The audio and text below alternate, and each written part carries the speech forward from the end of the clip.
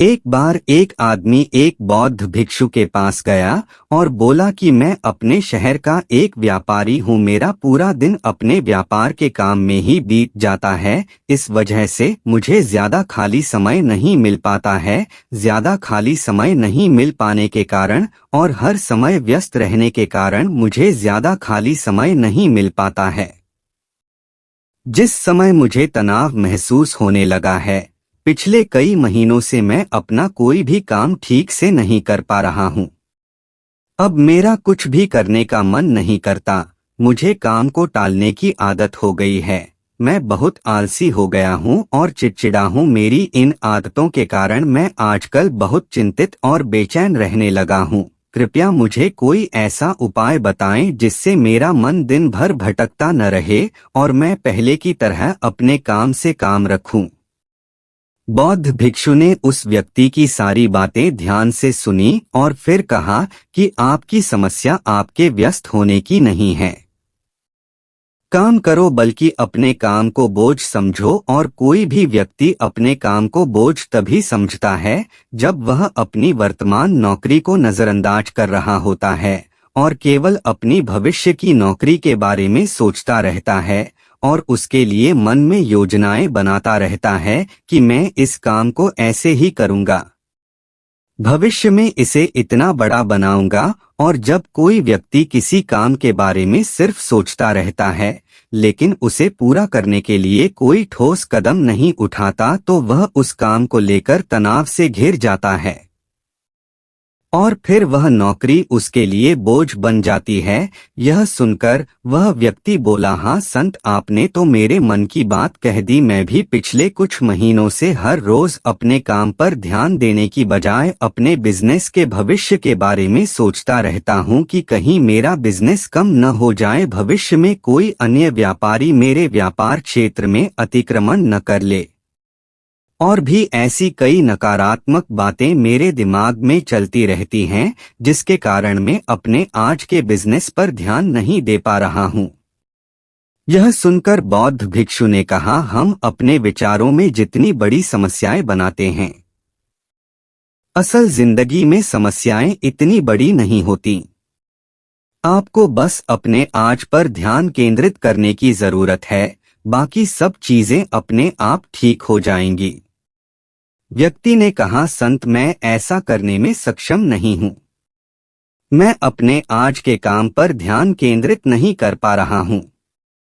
मैंने बहुत कोशिश की लेकिन मैं हर बार हार जाता हूँ। मुझे अतीत की गलतियों पर पछतावा होता है। मैं भविष्य के लिए योजनाएं बनाने लगता हूँ और फिर मेरा मन बेचैन हो जाता है। आप मुझे कोई रास्ता बताएं ताकि मैं आज पर ध्यान केंद्रित कर सकूं, लेकिन मैं ध्यान योग नहीं कर पाता वगैरह, बहुत लंबे समय तक, और नहीं मैं कोई बड़ी साधना कर सकता हूँ। इसलिए आप मुझे कोई आसान तरीका बताएं। बौद्ध भिक्षु ने कहा, ठीक है, आज मैं आपको ऐसे 10 छोटे छोटे तरीके बताने जा रहा हूं जिन्हें आप अपने दैनिक कार्यों के साथ कर सकते हैं। ये तरीके सुनने में बहुत छोटे लगते हैं, लेकिन अगर आपने पूरी शिद्दत से इनका पालन किया तो कुछ ही दिनों में आपको इनके सकारात्मक परिणाम दिखने लगेंगे और आप कर पाएंगे आपका वर्तमान कार्य और अधिक ध्यान से। व्यक्ति ने कहा, हाँ संत, आप मुझे वो 10 तरीके बताएं, मैं उन पर जरूर अमल करूंगा।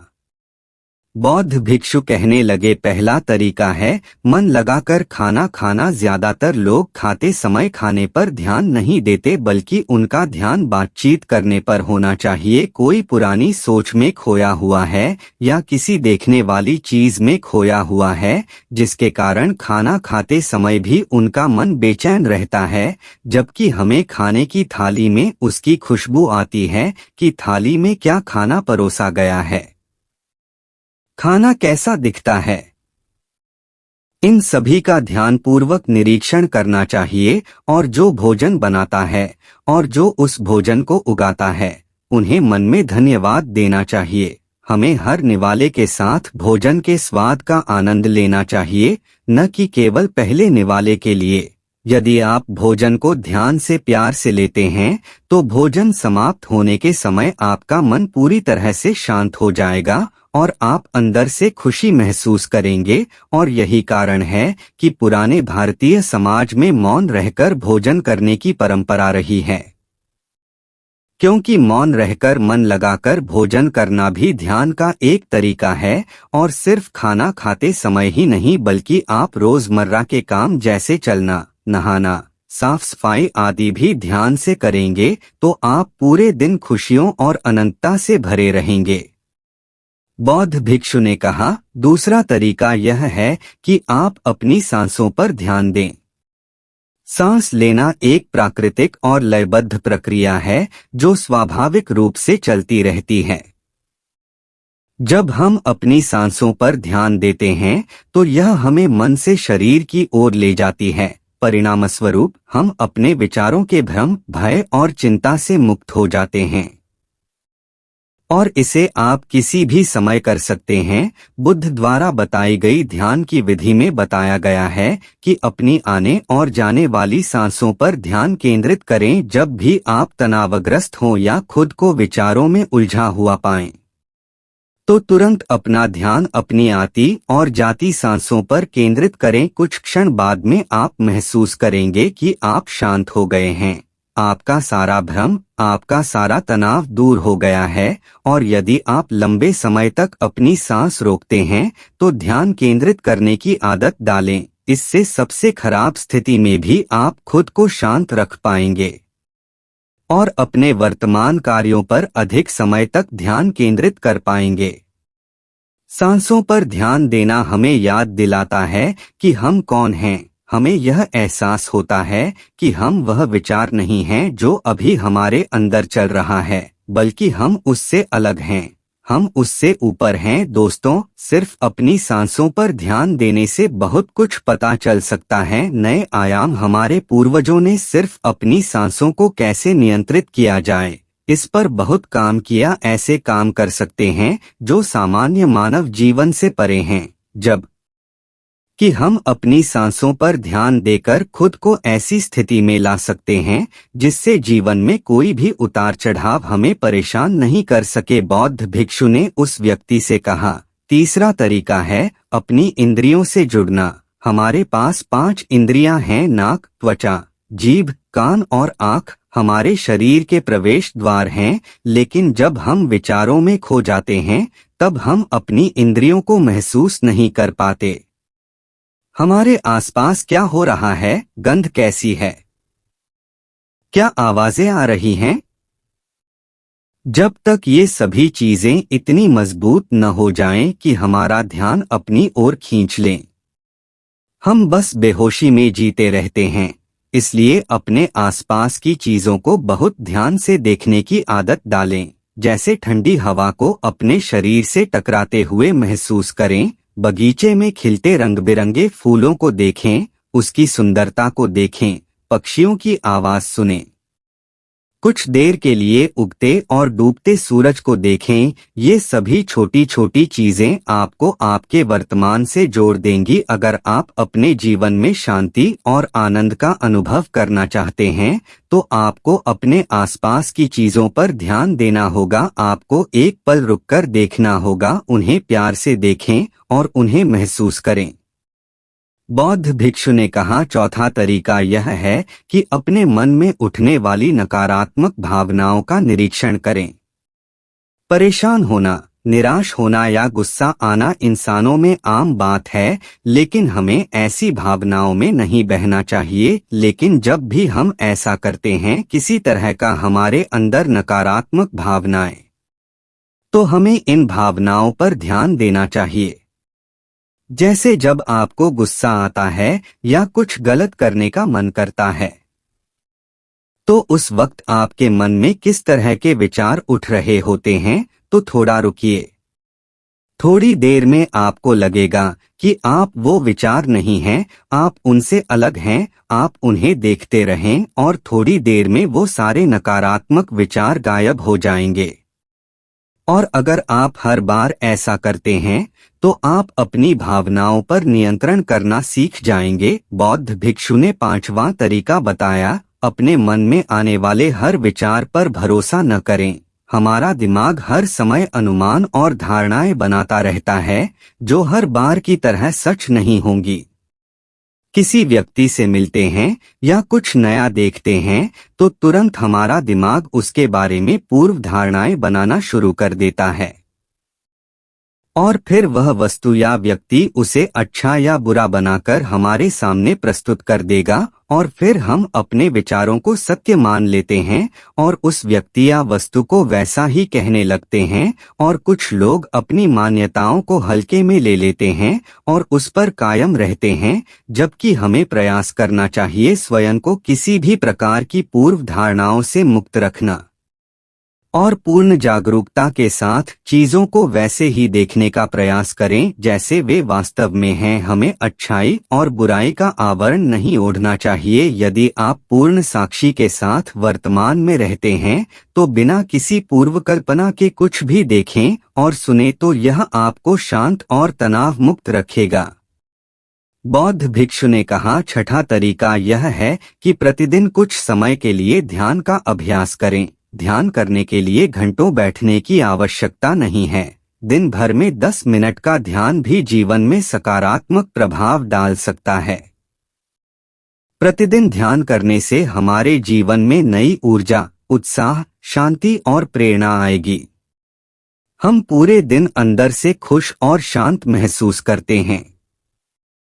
रोजाना ध्यान करने से आप स्वाभाविक रूप से वर्तमान क्षण में जीना सीखते हैं। बौद्ध भिक्षु ने कहा, सातवां तरीका यह है कि आपके पास जो कुछ भी है उसके लिए आभारी रहें। जीवन में खुशी लाने का सबसे आसान तरीका है धन्यवाद नहीं बल्कि आभार व्यक्त करना।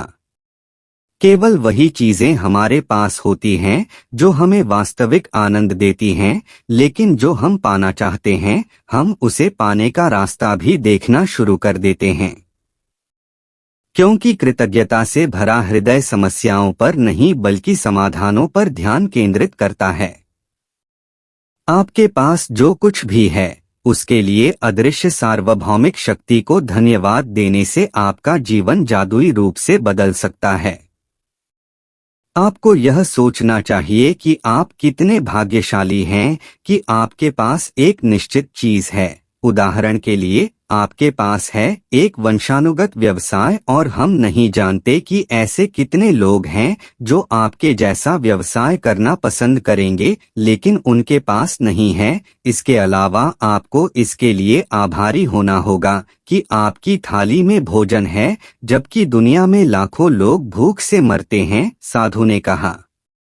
बौद्ध भिक्षु ने कहा, आठवां तरीका यह है कि किसी दूसरे व्यक्ति से बात करते समय उसकी बात ध्यान से सुने बिना यह सोचे कि हमें उससे क्या कहना है या उसे कैसे जवाब देना है। आपको सामने वाले व्यक्ति की बात ध्यान से सुननी चाहिए। आपको सामने वाले से बात करनी है, न कि उसे जवाब देना है।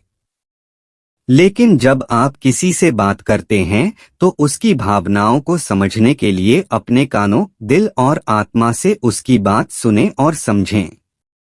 ऐसा करने से उस व्यक्ति के साथ आपका रिश्ता मजबूत होगा और यह आपके लिए अपना धैर्य और एकाग्रता बढ़ाने का भी एक अभ्यास है। और जब हम सुनते ज्यादा हैं और कम बोलते हैं तो हम बहुत सारी परेशानियों से बच जाते हैं, जिससे हमारा मानसिक तनाव कम हो जाता है। और याद रखें, किसी भी व्यक्ति की बातों को ध्यान से सुनना उसका सम्मान करने का सबसे अच्छा तरीका है।